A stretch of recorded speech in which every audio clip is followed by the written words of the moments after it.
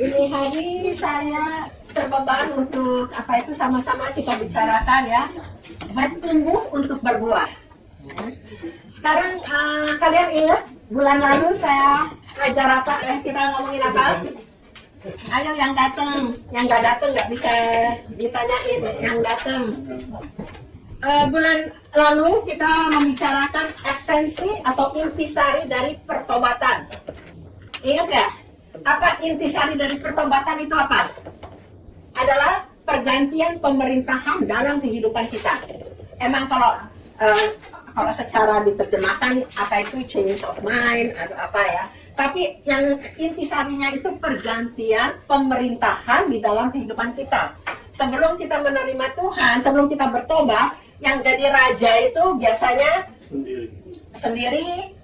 Kalau setan nakutin, ya, tapi ada yang setan yang menguasai, kadang-kadang kedagingan dia keakuan sendiri. Tapi kalau sesudah menerima, sesudah bertobat, itu artinya nggak bisa enggak Yesus yang jadi Tuhan dan Raja ya dalam kehidupan kita ya. Jadi yang punya otoritas tertinggi. Ya. Nah sekarang kita bilang, orang bilang oh ya saya udah bertobat, tapi mesti ada buktinya. Ya. Ini saya kok bilang bukan syarat tapi bukti. Makanya coba kita buka sama-sama di Matius 3 ayat 8. Matius 3 ayat 8.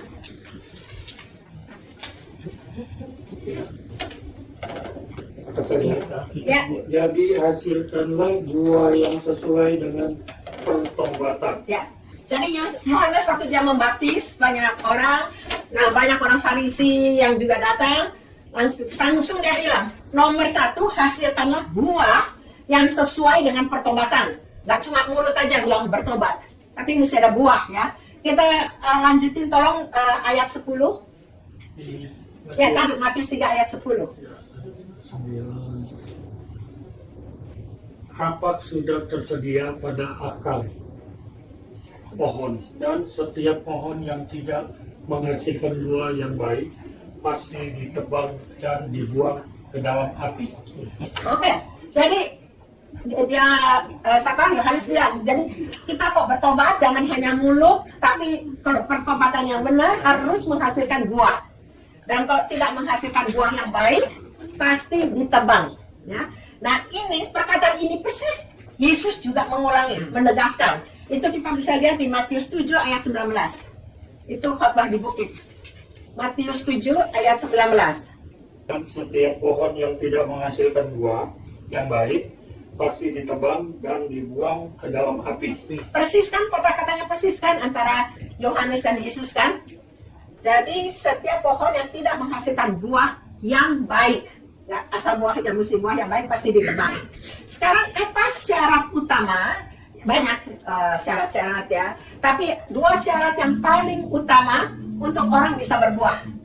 Ya kalau kita lihat dalam kehidupan kita, kalau suami istri itu kayak punya anak gitu ya, itu kan buah juga ya. Nah 2 syarat utama untuk menghasilkan buah itu apa? Ya kalau saya lihat ya, yang pertama mesti dewasa. Ya, orang biarin gimana, tapi kalau belum dewasa tidak menghasilkan sperma, nggak menghasilkan telur, nggak bakalan bisa berbuah. Ya kan? Ini ya kita orang dewasa semua kan ya. Nah yang kedua juga harus punya intimate relationship. 2 hal ya. Sebabnya biar kita udah dewasa mau duduk sebelahan dempetnya gimana juga nggak bakalan whatever ya. Itu kan sebenarnya ngerti ya. Nah sekarang kita mau ngomong untuk bertumbuh dewasa ya. Pasti kita tuh hampir semua kita di sini orang tua kan. Pasti kita sebagai orang tua tuh selalu kepingin anak kita tuh bertumbuh jadi dewasa. Nggak seneng kan anak kita terus saja ya dari sampai umur berapa ya. Jadi itu keinginan orang tua aja gitu, apalagi keinginan Bapak kita yang di surga ya. Karena itu mari kita buka di Filipi 2 12a, cuma ya setengahnya aja. Filipi 2 12a. Hai saudara-saudaraku yang kekasih, kamu senantiasa taat. Karena itu tetaplah kerjakan keselamatanmu dengan takut dan kekeh. Itu aja. Ya. Nah di sini dibilangkan tetaplah kerjakan keselamatanmu. Kerjakan keselamatanmu. Kita harus bertumbuh dewasa ya. Nah banyak orang yang bilang, kita baca tuh di Efesus 2, 8 dan 9. Itu kan sering kan? Ya kita bacalah sekarang Efesus 2, 8 dan 9. Efesus 2 ayat 8. Dan 9. Sebab karena kasih karunia kamu diselamatkan oleh iman. Itu bukan hasil usahamu, tetapi pemberian Allah. Ayat 9. Itu bukan hasil pekerjaanmu. Jangan ada orang yang memegahkan diri. Oke, jadi kalau kita tuh yang saya bilang, kok kita baca, makanya baca firman Tuhan harus keseluruhan ya, nggak bisa cap-cip-cop. Nah, orang kan ini di Filipi 2 ayat 12, kerjakanlah keselamatanmu. Tapi yang di Efesus dibilang, itu bukan hasil pekerjaanmu. Ya. Jadi saya melihat banyak tuh orang percaya yang menerima pemberian anugerah Tuhan, yaitu keselamatan, tetapi nggak bertumbuh dalam keselamatan. Ya, itu yang kita bilang baby Christian. Ya itu yang sedang, misalnya cuma oe-oe terus ya. Nah, sekarang coba kita buka ya di 1 Korintus 3 ayat 1 dan sampai 3. 1 Korintus 3 ayat 1 sampai 3. Itu 1 ayat 1 sampai 3. 1 Korintus 3 ayat 1 sampai 3. Dan aku, saudara-saudara, pada waktu itu tidak dapat berbicara dengan kamu seperti dengan manusia rohani, tetapi hanya dengan manusia duniawi yang belum dewasa dalam Kristus. Susulah yang kuberikan kepadamu, bukanlah makanan keras, sebab kamu belum dapat menerimanya, dan sekarang pun belum dapat menerimanya, karena kamu masih manusia duniawi. Sebab jika di antara kamu ada iri hati dan perselisihan, bukanlah hal itu menunjukkan bahwa kamu manusia duniawi dan bahwa kamu hidup secara manusiawi. Oke, jadi ini yang benar-benar kita bisa melihat ini baby Christian. Ini kan jemaat Korintus, ceritanya jemaat udah berjemaat, udah terima Tuhan, ceritanya udah Kristen, tapi belum dewasa. Nah, tanda-tanda bahwa belum dewasa tadi dibilang apa? Kamu masih iri hati, ya kan? Dan kamu masih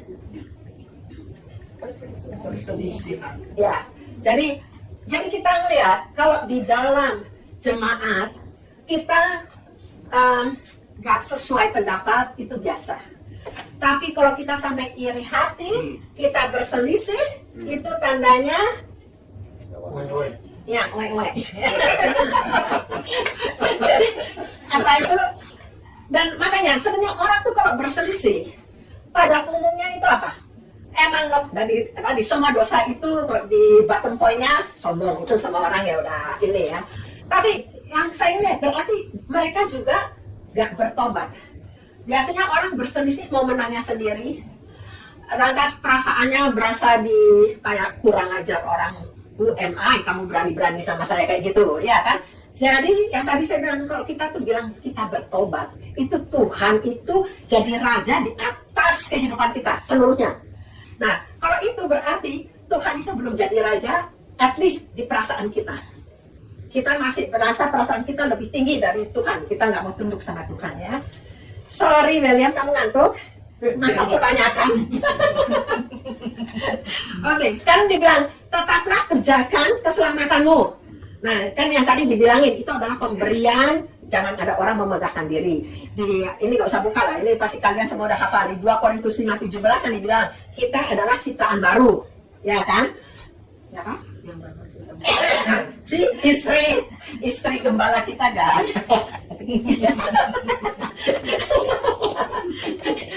Ya, jadi kita tuh ciptaan baru bilangnya. Nah, yang baru tuh apa sih sebetulnya? Nah, kita mesti tahu bahwa kita itu manusia, itu adalah makhluk rohani yang mempunyai jiwa dan hidup di dalam tubuh. Ya? Jadi kita nih manusia itu adalah makhluk rohani yang mempunyai jiwa dan hidup di dalam tubuh, ya kan? Nah, waktu di 2 Korintus 5:17 kamu itu ciptaan baru, itu roh kita. Roh kita sudah baru, Yesus sudah mengerjakannya secara tuntas, baru. Yang lama sudah berlalu, bukan sedang berlalu. Nah, tapi kita punya jiwa. Nah, jiwa ini yang masih mesti dikerjakan, diperbaharui, bertumbuh. Ya. Sebabnya, kan sekarang kamu terima Tuhan, tapi kan kamu masih kalau ditanyain 5 tambah 5 berapa? Kan masih ingat 10. Saya lihat Mary, tahu ini Mary, ganti saya bingung gitu kan. Jadi kita, nah jiwa kita itu yang mesti perbaharui ya. Nah kalau tubuh, jadi kalau roh kita sudah diperbaharui, sudah selamat, sudah beres semuanya. Jiwa kita itu pribadi kita yang mesti dikerjain. Nah kalau tubuh kita itu nanti 1 Korintus 15. Nanti kalau sangkakala berbunyi kita baru dapat tubuh sempurna ya. Tapi sekarang jiwa. Nah jiwa itu mewakili pribadi kita ya. Nah jiwa ini kita juga mesti tahu. Tadi kita itu ada roh, ada jiwa, ada tubuh. Tapi jiwa kita juga ada 3, ya kan?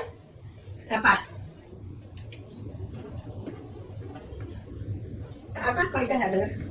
Pikiran, emosi, sama kehendak. Ya, jadi kalau kita ngomong jiwa, ya kita bilang oke, sekarang buat pikiran. Gimana? Ini saya cuma sebentar ya, nanti kalau mau kalian mau dijelasin sampai kecil-kecil itu kapan-kapan aja. Ini pikiran kita gimana diperbaharui dengan firman Tuhan, ya kan? Tapi perasaan kita belum. Itu baru 1/3. Jadi kalau orang bangga udah bisa baca firman Tuhan 10 kali bolak-balik, tapi baru pikirannya aja yang baru ini. Tapi perasaan itu dengan apa? Perasaan itu pengenalan dengan Tuhan, mempunyai pengalaman dengan Tuhan. Tadi pastor kita udah doa kasih setiamu selalu baru, tiap hari baru. Jadi kita itu kok pengalaman sama Tuhan, itu jangan cuma pengalaman sekali. Mesti konsisten, terus tiap hari diperbaharui. Kan di ratapan ya, ratapan 3 ya. Ratapan 3:23 ya. Tak berkesudahan kasih setia Tuhan, tak habis-habisnya rahmatnya, selalu baru tiap pagi. Jadi tiap hari kita tuh mesti punya pengalaman dengan Tuhan. Sebabnya jangan pernah kita punya pengalaman satu, hebat pengalamannya nih. Atas kita tuh sebentar, oh iya saya punya pengalaman dengan Tuhan. Yang satu itu yang 10 tahun yang lalu disebut-sebut terus. Tapi kita tiap hari mesti punya pengalaman dengan Tuhan. Contohnya itu Salomo. Salomo 2 kali punya perjumpaan pribadi dengan Tuhan. Kan hebat sekali kan? Yang sekali Tuhan bilang, kamu mau minta apa? Lantas dia minta hikmat. Lantas Tuhan bilang, wow, permintaan kamu bagus, jadi dikasih kekayaan, dikasih kekuasaan. Lantas kedua kalinya itu waktu pentahbisan Bait Allah ya. Kalau ada yang mau nyatet, misalnya nanti malam mau baca, misalnya 1 Raja-Raja 3 ayat 5 dan 1 Raja-Raja 9 ayat 1 ya. Nah itu, tapi udah cuma itu 2 aja. Encounter yang dengan Tuhan itu pengalaman 9 ayat 1. Dua-duanya di 1 Raja-Raja. Kok 2 Raja kan ini ya, udah Salomo udah bikin bait suci ya, berarti sedikit. Oh enggak ya, sorry. Pokoknya oke. Jadi dia pernah encounter pribadi hebat dengan Tuhan, tapi udah habis itu kelar. Habis itu dia lihat perempuan Mesir cakep, lihat perempuan mana cakep, semua dikawinin. Akhirnya akhir hidupnya penyembah berhala ya. Jadi tadi saya melihat pikiran dengan firman Tuhan kata lain. Perasaan harus dengan pengalaman dengan Tuhan, pengenalan akan Tuhan. Nah kalau kita baru pertama dan kedua itu kita baru diperbaharuinya cuma baru 2/3 sebab masih ada kehendak. Ya. Nah kehendak ini penyangkalan diri. Ya. Hanya dengan penyangkalan diri. Apa itu makanya yang di Amsal dibilang orang yang sabar melebihi seorang pahlawan. Tapi orang yang menguasai dirinya melebihi orang yang merebut kota. Amsal 16:32. Jadi pemenang sejati bukannya menang kita berkelahi sama orang kita menang. Yang pemenang sejati itu adalah orang yang berhasil mengalahkan diri sendiri. Ya, itu lebih keren daripada mau pilih orang sampai knock out itu nggak keren gitu. Nah, penyangkalan diri kita lihat contohnya Yesus ya, kan yang Yesus di Yohanes 6:38 Yesus mengatakan, Aku telah turun dari sorga bukan untuk melakukan kehendakku, tapi untuk melakukan kehendak Dia yang telah mengutus aku. Dan di Taman Getsemani itu contohnya kan, waktu dia mau ditangkap kan dia bilang, Bapa, jika engkau mau, ambillah cawan ini daripadaku. Dia tahu bahwa penyaliban itu mengerikan sekali ya. Tetapi bukan kehendakku, tapi kehendakmu jadilah ya. Itu semua orang kan udah tahu ya. Nah, sekarang coba kita ngomong buah ya, buah ya. Jadi tadi kan saya bilang untuk berbuah itu perlu jadi dewasa, bertumbuh, and kedua intimate relationship. Ya, itu berbuah ya. Itu gampang kan? Kita kan tahu ya. Ini hampir semuanya kan punya anak kan. Jadi tahu ya semuanya ya. Jadi ini kalau bulan depan saya tanya, awas kok lupa.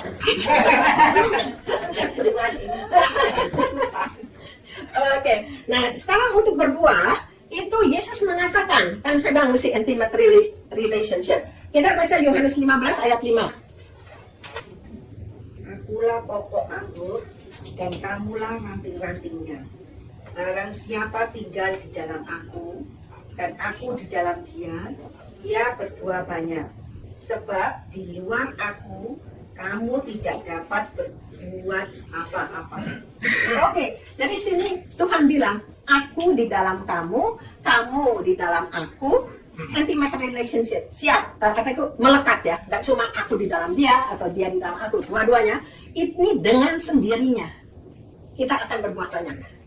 Ya, jadi ini makanya saya bilang buah itu adalah bukti dari keselamatan kita, dari pertobatan kita, dari keselamatan kita, bukan syarat. Ya, bukan ya kita mesti berbuah, kok enggak nanti kita nggak selamat. No, dengan sendirinya asal kita melekat masih kita berbuah. Nah, saya lihat ya buah itu ada 3 golongan ya. Yang pertama itu buah Roh Kudus. Ya. Oke, buah Roh Kudus, ingat semuanya? Tempatnya ingat dong ya. Galatia 5, 22, 23 ya. Oke, itu kan buah Roh Kudus, kasih, damai sejahtera, kesabaran, kemurahan. Kok saya nggak persis gitu, saya bingung. Iya, lemah lembut, penguasaan diri ya. Jadi ada 9 ya, kebaikan, kesetiaan tadi ya. Nah, kalau kita melihat ya, buah Roh Kudus itu pertama ditulis kasih, terakhir dibilang penguasaan diri.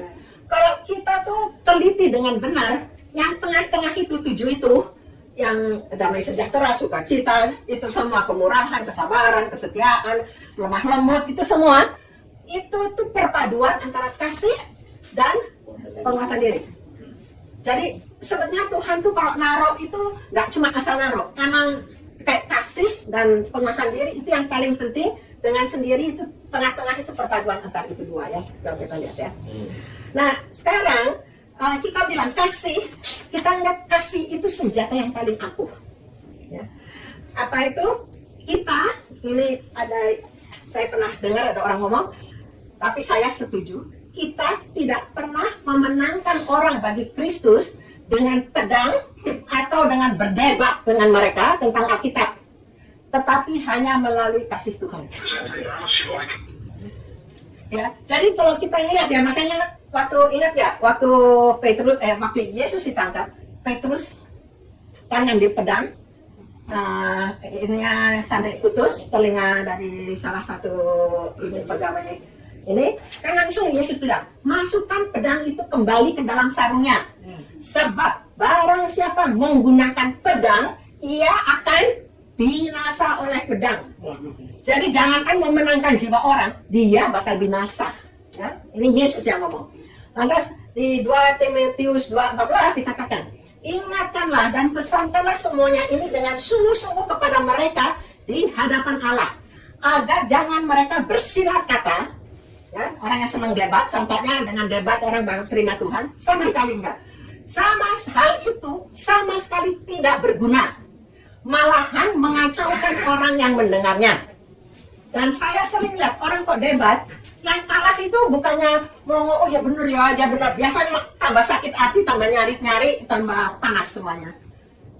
Jadi, jangan pernah sangka kita bisa memenangkan orang dengan pedang atau dengan berdebat. Itu bukan cara Kristen ya.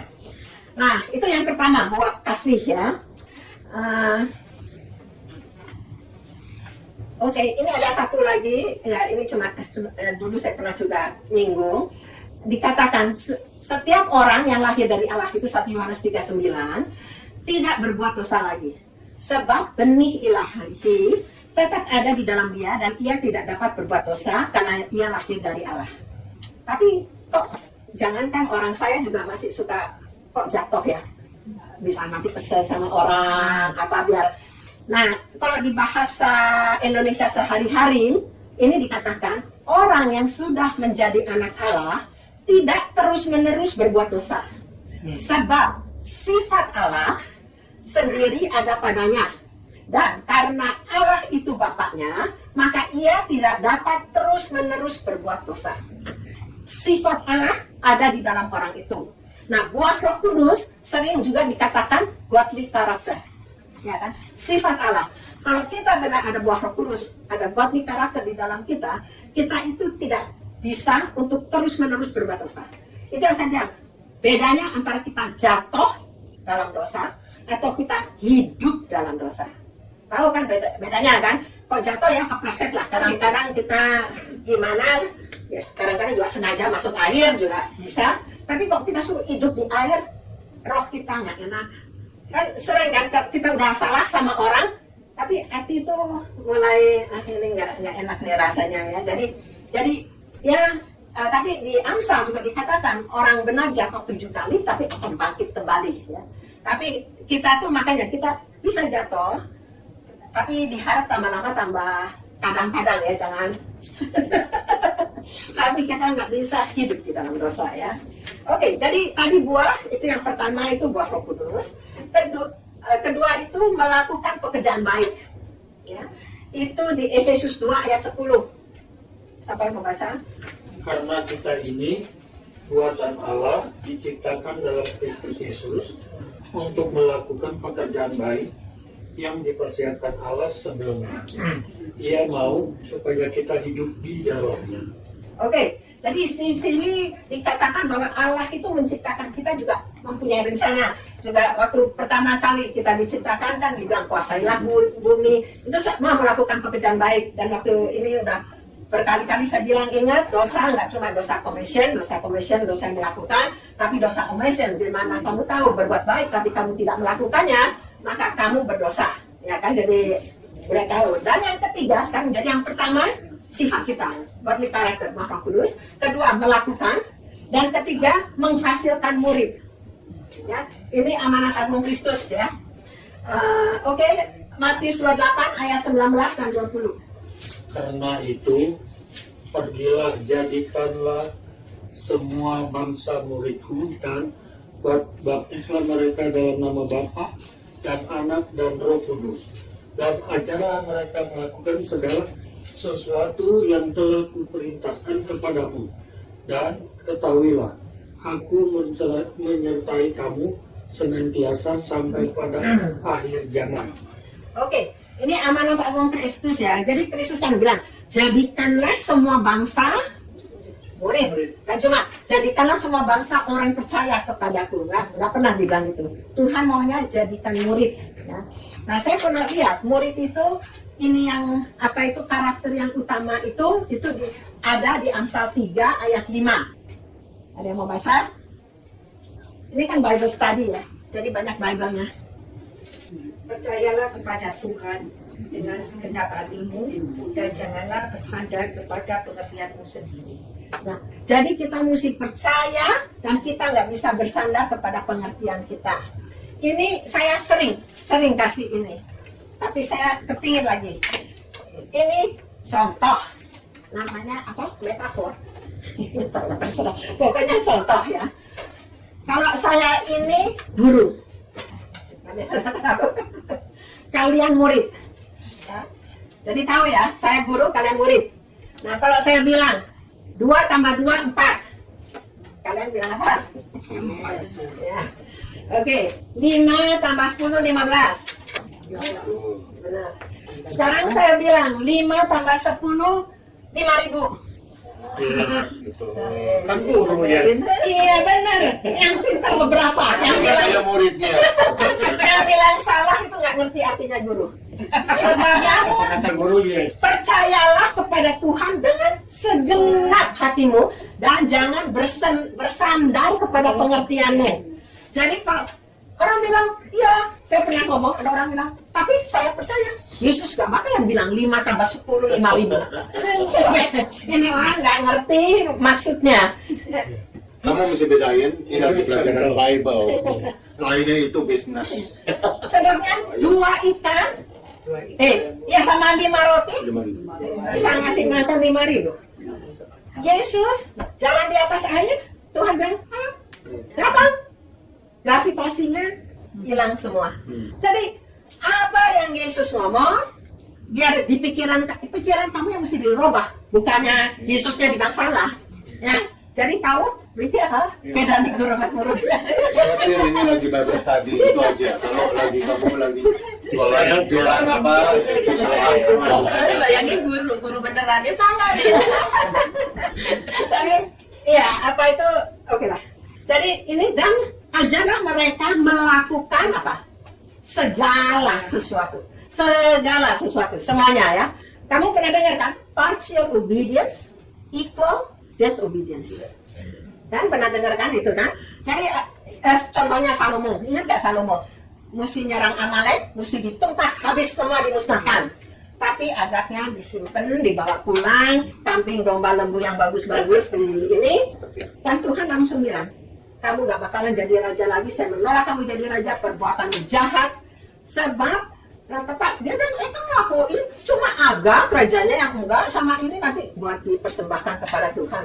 Tapi no, bahwa kita tuh kalau Tuhan ngomong apa, segala sesuatu. Gak ada yang kita tawar-tawar ya. Itu, tapi kalau murid ini banyak, ini mesti 1 session sendiri, bisa lebih dari 1 session. Oke, sekarang kita melihat mengapa kadang-kadang orangnya bertumbuh tapi nggak berbuah. Sering kan lihat kan? Orangnya bertumbuh tapi nggak berbuah kan? Nah itu coba kita lihat di Ibrani 12 ayat 1. Iman adalah dasar dari Ibrani 12 Ibrani 12 ayat 1. nasihat supaya berkumpul dalam Ibrani 12 ayat 1. Karena kita mempunyai banyak saksi, bagaikan awan yang mengelilingi kita.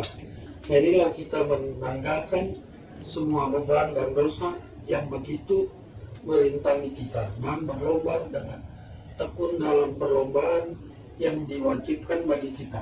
Ya, di sini saya nggak tahu ya tentang Ibrani itu pengarangnya. Saya sampai sekarang sama orang yang berasa dia paling pintar, ada yang ngotot itu Paulus, ada yang ngotot itu Apolos, terserahlah. Sebabnya Paulus biasa, saya nggak berasa bukan Paulus. Sebab Paulus saat menulis surat selalu dari Paulus, apa murid Yesus, apa selalu lah, Yesus selalu bilang dari dia. Kalau Ibrani nggak ada ngomongan gitu, tapi itu sih nggak perlu diributin. Oke, ini dibilangin kita harus menanggalkan semua beban dan semua dosa. Ya. Jadi beban dan dosa. Apa bedanya beban sama dosa? Saya bilang ya, kalau beban itu nggak dosa. Jadi misalnya orang seneng drakor, drama Korea. Itu drama Korea sedang nggak dosa, tapi benar-benar bisa beban. Sebab saya ingat waktu saya nonton, oh ya, mesti pulang kantor, Sancu, cepat makan ya, nggak apa-apa ya. Habis ini saya cuci piring, langsung udah nyambungnya ini gimana ini, gitu ya. Kelebihan nggak baik, tapi saya bilang beban yang gitu. Atau orang ada yang senang sekali lihat sepak bola, ada orang yang senang sekali apa yang hobi-hobi yang keterlaluan lah. Itu beban ya. Beban biasanya cuma memperlambat, tapi kok dosa menghambat. Kalau dosa kan kalian udah tahu ya. Oke, jadi sekarang saya tutup. Apa itu? Mengapa kita harus berbuah? Sebab, oke kita tutup dengan Yohanes 15 ayat 8. Dalam hal inilah Bapakku dipermuliakan, yaitu jika kamu berbuat banyak dan dengan demikian kamu adalah murid-muridku. Oke, jadi dengan kita berbuah menunjukkan bahwa kita adalah murid Tuhan yang benar, dan dengan jalan itu baru Bapak kita dipermuliakan. Kalau enggak, malam kita tuh ngomongnya gede, nggak berbuah, kita malah menjadi batu sandungan. Amin. Saat indah ku memuji dan menyembah hadiratmu, ku rasakan satu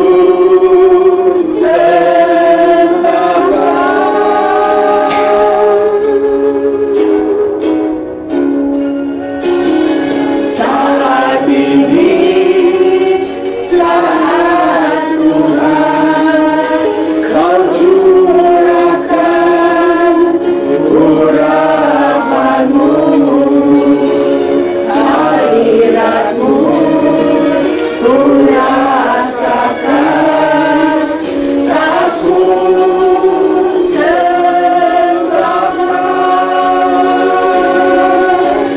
hadiratmu ku rasakan saat ini, saat ini urapanmu ku rasakan saat aku menyembah Kau Tuhan. Saat aku menyembah Kau Tuhan. Haleluya Lord, we thank you. Terima kasih Tuhan, terima kasih saat ini saat yang sangat indah kalau kita bersama dengan Engkau ya Bapa. Semua itu indah, semua itu bagus. Biar semua itu hanya untuk kemuliaan nama-Mu dalam hidup kita ini masing-masing. Terima kasih saat ini kami serahkan waktu yang lain ini hanya di dalam pimpinan-Mu. In Jesus' name we pray. Amin. Amen. Amin.